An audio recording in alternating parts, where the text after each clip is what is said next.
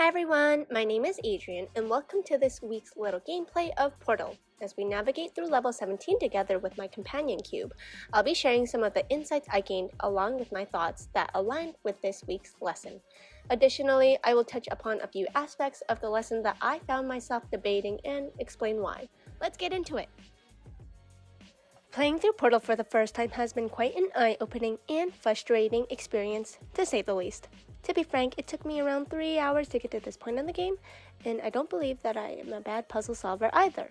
Maybe I just have terrible spatial orientation, or something like that.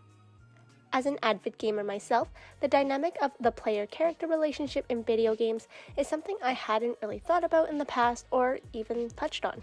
But having read Michael Burden and Sean Gouglas' article, The Algorithmic Experience, Portal as an Art, and personally having played through the game, I found myself debating on some of these points. One area where my perspective differs from the article is the connection with Shell, the protagonist.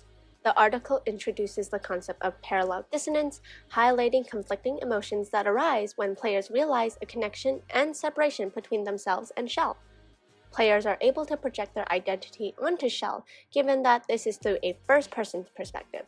Along with Shell's silence and undefined backstory, players are also in control of the protagonist.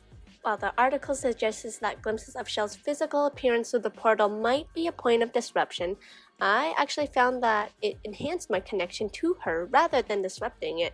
Her reflection constantly reminded me as the player that I'm embodying this human character stuck in an alternative reality, which created a narrative that seemed to be more engaging to me. As I continued to play it, I found myself debating the article's view of freedom.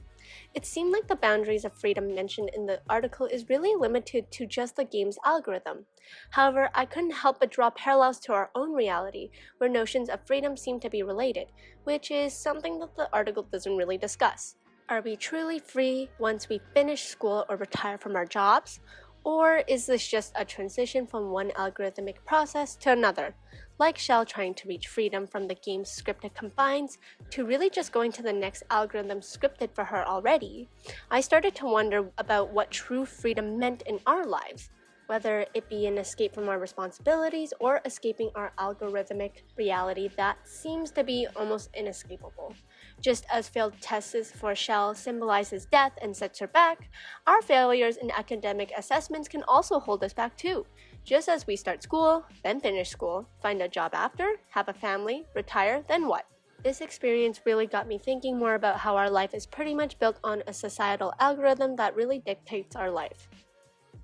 Playing Portal wasn't only just fun, but it also showed me the meaning of algorithms that shape narratives and realities both in video games and the real world. Overall, I genuinely enjoyed this virtual journey embedded into a fun little lesson, as well as actually receiving the real cake at the end of the end screen. Until next time, happy gaming, friends!